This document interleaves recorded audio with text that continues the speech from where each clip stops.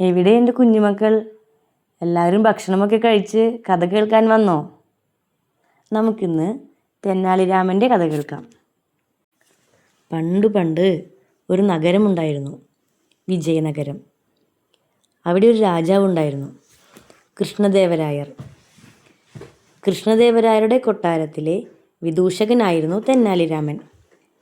നല്ല തമാശക്കാരനായിരുന്നു തെന്നാലിരാമൻ. ബുദ്ധിമാനും കൂടെ ആയിരുന്നു. അഹങ്കാരികളെയൊക്കെ അദ്ദേഹം തൻ്റെ സൂത്രങ്ങൾ ഉപയോഗിച്ച് മുട്ടുകുത്തിച്ച കഥകൾ ധാരാളമുണ്ട്. ഓരോന്നായി നമുക്ക് കേൾക്കാം കേട്ടോ. ഇന്നത്തെ കഥയിലേക്ക് വരാം. ഒരു ദിവസം തെന്നാലിരാമൻ വളരെ വൈകിയാണ് കൊട്ടാരത്തിൽ നിന്നും വീട്ടിലേക്ക് വന്നത്. വീടിന് മുന്നിലെത്തിയ രാമൻ ഭാര്യയെ വാതിൽ മുട്ടി വിളിക്കാനൊരുങ്ങി.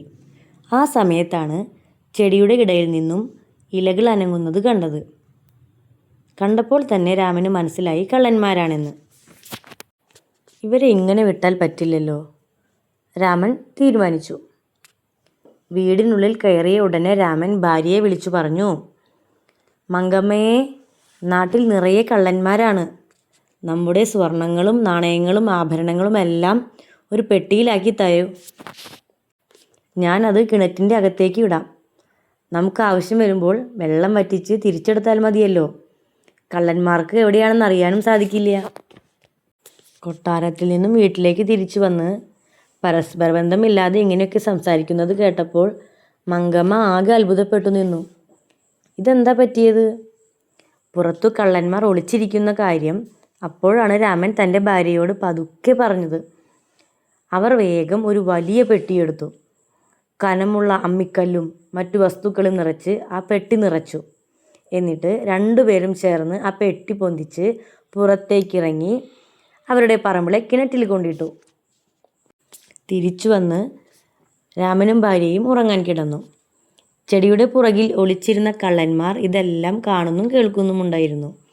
രാമനും ഭാര്യയും ഉറങ്ങി എന്ന് ബോധ്യമായപ്പോൾ അവർ പുറത്തു വന്നു. കിണറ്റിൽ നിന്ന് പെട്ടിയെടുത്താൽ രാമൻ്റെ സമ്പാദ്യം മുഴുവൻ കിട്ടുമല്ലോ. ഇതും പറഞ്ഞ് കള്ളന്മാർ കിണറിൻ്റെ അടുത്തേക്ക് ചെന്നു. അവർ പണപ്പെട്ടി എടുക്കുന്നതിനായി വെള്ളം കോരി വറ്റിക്കാൻ തുടങ്ങി. കിണറ്റിൽ നിറയെ വെള്ളമായിരുന്നു. കുറേ സമയം തേകിയിട്ടും വെള്ളം വറ്റുന്നില്ല. കള്ളന്മാരാകെ തളർന്നു പോയി. എന്നാലും അവർ ജോലി തുടർന്നു. രാവിലെ ആവാറായി. തെന്നാലിരാമനും ഭാര്യയും ഉണർന്നു. കള്ളന്മാർ വേഗത്തിൽ വെള്ളം കോരുന്നത് കണ്ട് അവർ ഒളിച്ചു നിന്ന് നോക്കി. വെയിലത്ത് വരണ്ടു കിടന്ന പറമ്പ് ഇപ്പോൾ നന്നായി നനഞ്ഞിട്ടുണ്ട്.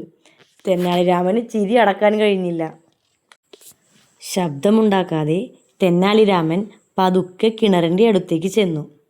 എന്നിട്ട് കള്ളന്മാരോട് പറഞ്ഞു, കൂട്ടുകാരെ, വളരെ നന്ദിയുണ്ട്. നിങ്ങൾ എൻ്റെ പറമ്പ് നന്നായി നനച്ചു തന്നല്ലോ. രാമൻ വിളിച്ചു പറഞ്ഞു. ശബ്ദം കേട്ട് കള്ളന്മാർ ഞെട്ടിത്തിരിഞ്ഞു നോക്കി.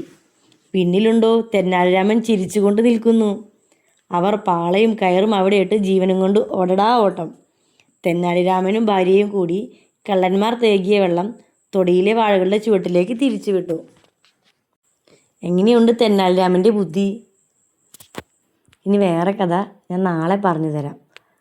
കഥകൾ ഇഷ്ടപ്പെട്ടാൽ ചാനൽ മറക്കാതെ സബ്സ്ക്രൈബ് ചെയ്യണേ. ആരും സബ്സ്ക്രൈബ് ചെയ്യുന്നില്ല. വീഡിയോ ഇഷ്ടപ്പെട്ടാൽ ലൈക്ക് ചെയ്യണം, കമൻറ്റ് ചെയ്യണം. കൂടുതൽ ഇഷ്ടപ്പെട്ടാൽ മറ്റുള്ളവർക്ക് ഷെയർ ചെയ്തും കൂടെ കൊടുക്കണേ.